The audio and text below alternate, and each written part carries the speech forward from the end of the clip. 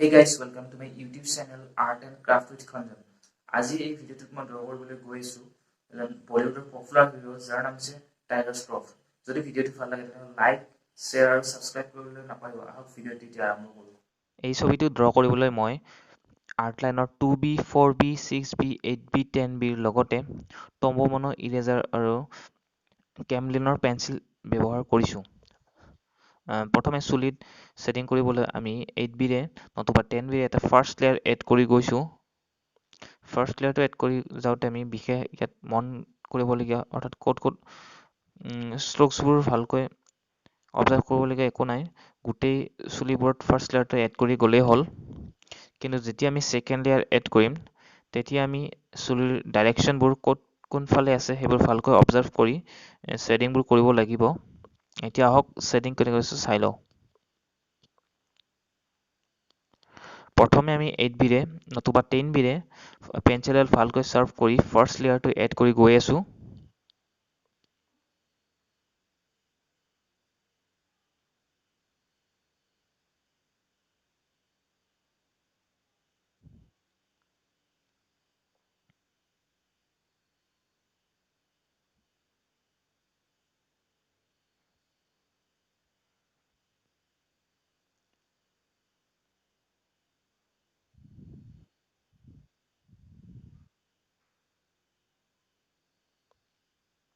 First লেয়াৰটো add কৰা হোৱাৰ পাছত আমি ব্ৰাছেৰে ভালকৈ ব্লেণ্ড কৰি লৈছোঁ। এই ব্ৰাছ সচৰাচৰ আমি ৱাটাৰ কালাৰ ব্ৰাছ নতুবা মেকআপ ব্ৰাছো ইউজ কৰিব পাৰোঁ। ইয়াৰ পাছত যেতিয়া আমি ছেকেণ্ড লেয়াৰ এড কৰিম তেতিয়া আমি ৰেফাৰেঞ্চ ফটোগ্ৰাফখন ভালকৈ অবজাৰ্ভ কৰি চুলিবোৰ কোনটো ডাইৰেকশ্যনত আছে সেইবোৰ ভালকৈ অবজাৰ্ভ কৰি আমি ষ্ট্ৰকছবোৰ লগাই যাম। ইয়াত য'ত এক্সট্ৰা ডাৰ্ক আছে আমি তাত অলপ প্ৰেছাৰ এপ্লাই কৰিম আৰু য'ত অলপ লাইট এৰিয়া আছে তাত আমি প্ৰেছাৰ এপ্লাই নকৰাকৈ ছেটিং কৰি গৈ থাকিম।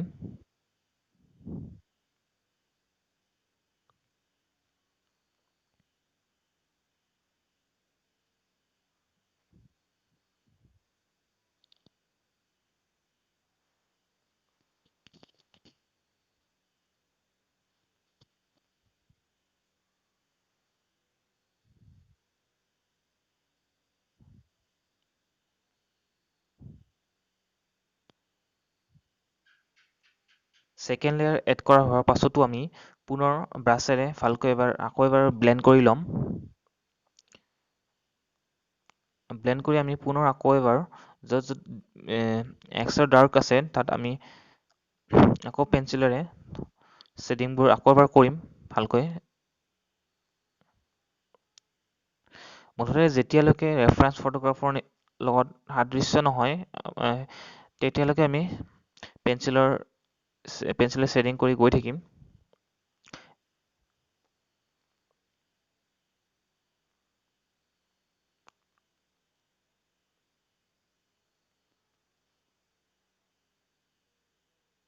ইয়াৰ পাছত আমি টম্বমনো ইৰেজাৰে চুলিবোৰ হাইলাইট কৰিম অৰ্থাৎ য'ত হোৱাইট আছে সেইবোৰ আমি হোৱাইট কৰিম।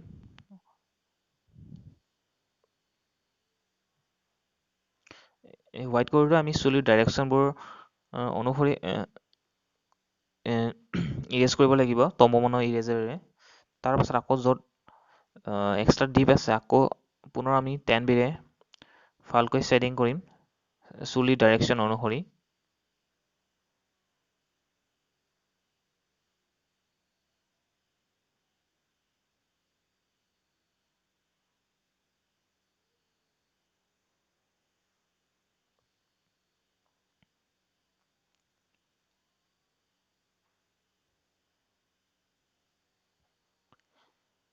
এতিয়া আমি চকুত ছেটিং কৰাৰ কাৰণে 8B ভালকৈ চাৰ্ভ কৰি প্ৰথমে মণিবোৰ আঁকি লৈছোঁ। ইয়াত য'ত হোৱাইট এৰিয়া আছে ৰেফাৰেঞ্চ ফটোগ্ৰাফখন অনুসৰি সেই অনুসৰি আমি হোৱাইট এৰিয়া থৈ দিম। তাৰপাছত আমি চেলাৰবোৰ ছেটিং কৰোঁতেও পুনৰ 8B নতুবা 6Bৰে ফাৰ্ষ্ট লেয়াৰটো এড কৰি ল'ম। ফাৰ্ষ্ট লেয়াৰ এড কৰা হোৱাৰ পাছত আমি ব্লেণ্ডাৰেৰে এবাৰ পেপাৰ ব্লেণ্ডাৰে এবাৰ ব্লেণ্ডিং কৰি ল'ম যাতে চেলাৰীবোৰ ভালকৈ স্কিনৰ লগত মিলি যায়। তাৰপাছত যেতিয়া আমি ছেকেণ্ড লেয়াৰ এড কৰিম তেতিয়া আমি চেলাৰীবোৰ ভালকৈ ছেটিং কৰিম।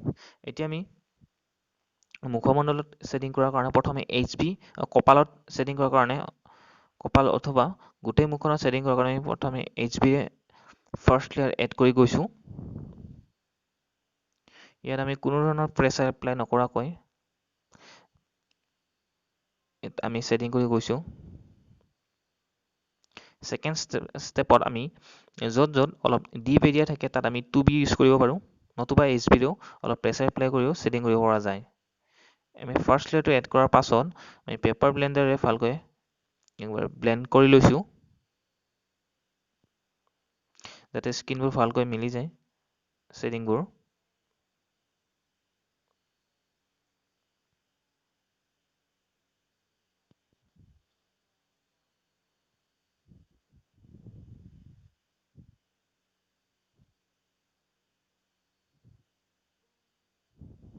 এতিয়া আমি কটন ভালকৈ আকৌ এবাৰ ব্লেণ্ড কৰিম।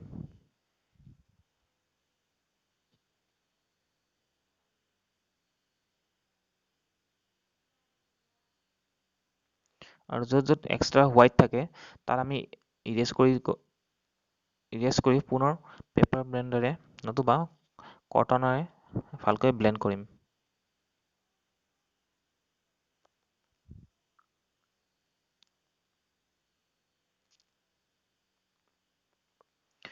আমি চেলাৰীত পুনৰ 8B নতুবা 10B ভালকৈ চাৰ্ভ কৰি চেলাৰবোৰ ড্ৰ কৰি গৈছোঁ।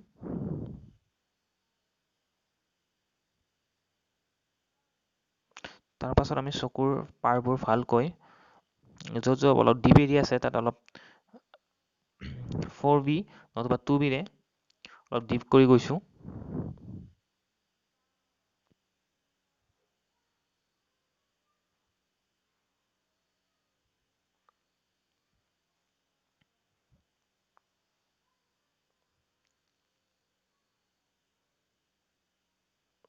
নাকত ছেটিং কৰোঁতে আমি য'ত অলপ ডিপ এৰিয়া আছে তাতে আমি প্ৰথমে ডিপ এৰিয়াটোত ছেটিং কৰি লৈছোঁ।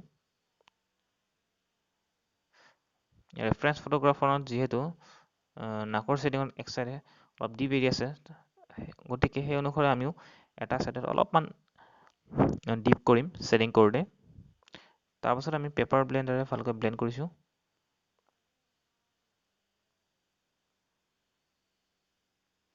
দেখিছে চকুৰ দুয়োফালে আমি ভালকৈ ব্লেণ্ডাৰে ব্লেণ্ড কৰিছোঁ। তাৰপাছত পুনৰ কটনেৰে আমি ভালকৈ মিহিকৈ আকৌ ব্লেণ্ড কৰিছোঁ।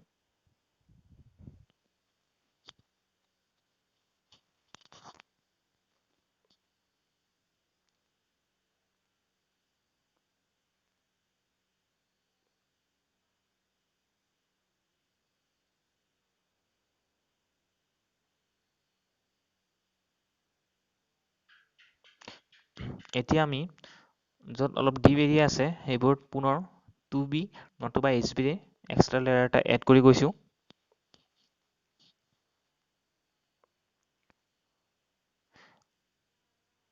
এনেকৈ আমি গোটেই মুখত আমি লেয়াৰ বাই লেয়াৰ এড কৰি গৈ আছোঁ। আকৌ ইৰেজাৰে য'ত হোৱাইট এৰিয়া আছে ইৰেজ কৰি গৈছোঁ।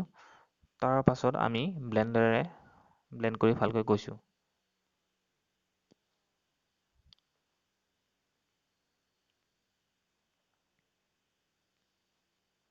এতিয়া আমি ওঠৰ বাবে প্ৰথমে HBৰে ফাৰ্ষ্ট লেয়াৰ এটা এড কৰি গৈছোঁ। HB নতুবা 2Bৰে ফাৰ্ষ্ট লেয়াৰ এটা এড কৰি গৈছোঁ। য'ত হোৱাইট এৰিয়া থাকে তাতে আমি হোৱাইট এৰিয়া এৰিব পাৰোঁ, নতুবা আমি তম্বুমনৰ ইৰেজাৰে ইৰেজ কৰিব পাৰোঁ। ফাৰ্ষ্ট লেয়াৰ এড কৰাৰ পাছত আমি কটনেৰে ভালকৈ ব্লেণ্ড কৰি লৈছোঁ। এতিয়া পুনৰ আকৌ এক্সট্ৰা লেয়াৰ এটা এড কৰি গৈছোঁ। দাড়ি ছেটিং কৰাৰ কাৰণে আমি 8B পেঞ্চিল ভালকৈ চাৰ্ভ কৰি আমি দাড়িবোৰ ডাইৰেকশ্যন অনুসৰি দি গৈছোঁ।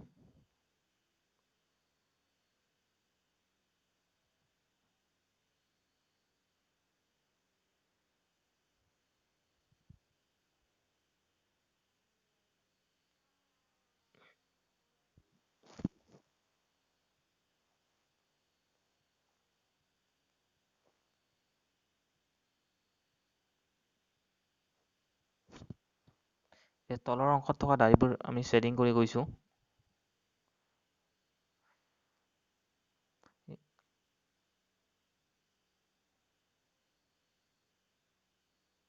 তলৰ অংশ শ্বেডিং কৰোঁতে প্ৰথমে এবাৰ লাইটলি তলৰ পৰা ওপৰলৈ শ্বেডিং কৰি গৈছোঁ।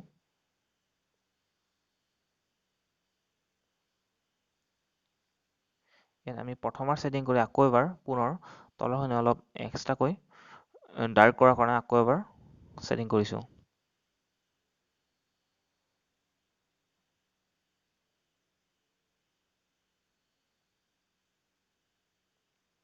ছাইডত যিহেতু অলপ অলপ দাঢ়ি আছে, গতিকে আমি কোনো ধৰণৰ প্ৰেছাৰ এপ্লাই নকৰাকৈ জাষ্ট পেঞ্চিলডাল ধৰি আমি শ্বেডিং কৰি গৈছোঁ।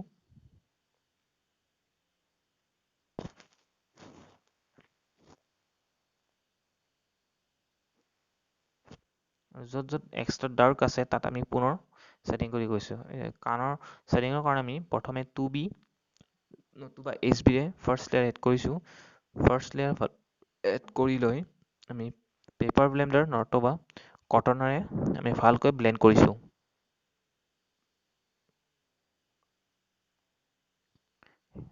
ঠিক তেনেকৈ আমি দ্বিতীয়খন কাণতো সেইখিনিকৈ শ্বেডিং কৰি গৈছোঁ।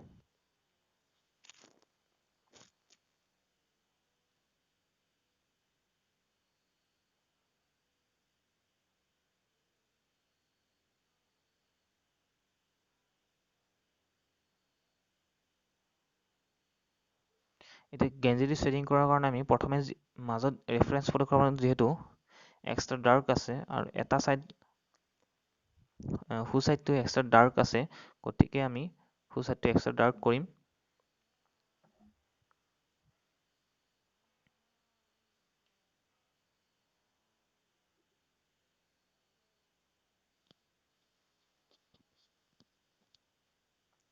গেঞ্জিটোৰ দুই কাষে মাজত এক্সট্ৰা ডাৰ্ক আছে আৰু তাৰ চাইডে চাইডে অলপ পাতলকৈ শ্বেডিং কৰি গৈছোঁ।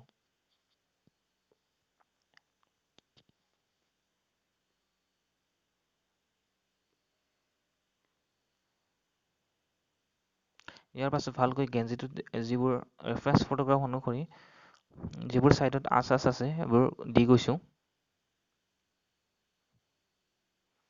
এতিয়া আমি গোটেই শৰীৰটো শ্বেডিঙৰ কাৰণে আমি 2B নতুবা 4Bৰে ফাৰ্ষ্ট লেয়াৰ এড কৰি গৈছোঁ। ফাৰ্ষ্ট লেয়াৰ এড কৰি আমি ভালকৈ পেপাৰ ব্লেণ্ডাৰে নতুবা কটনেৰে ভালকৈ ব্লেণ্ড কৰিছোঁ।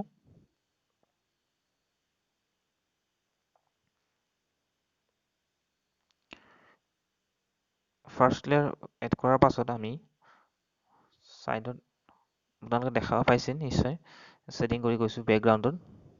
বেকগ্ৰাউণ্ডৰ শ্বেডিঙৰ কাৰণে আমি 8B ব্যৱহাৰ কৰিছোঁ। বেকগ্ৰাউণ্ডত শ্বেডিং কৰি লৈ ভালকৈ আমি কটনেৰে ব্লেণ্ড কৰিছোঁ। কিয়নো বেকগ্ৰাউণ্ডটো ভালকৈ আমি শ্বেডিং কৰিলেহে গোটেই শৰীৰটোৰ ফ'কাছটো আহে। ত' আমি এতিয়া বেকগ্ৰাউণ্ডটোত শ্বেডিং কৰি লৈ পুনৰ আমি শৰীৰটোত য'ত য'ত হোৱাইট এৰিয়া আছে তাত আমি হোৱাইট কৰিম। য'ত লাইট পৰিছে, সূৰ্যৰ পোহৰৰ পৰাৰ বাবদ য'ত য'ত অলপ লাইট এৰিয়া আছে শৰীৰটোত তাত আমি ইৰেজাৰে ইৰেজ কৰি পুনৰ কটনেৰে আমি ব্লেণ্ড কৰিম।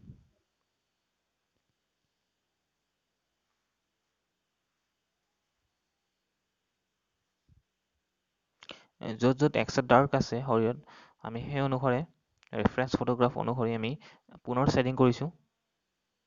ইয়াৰ পাছত আমি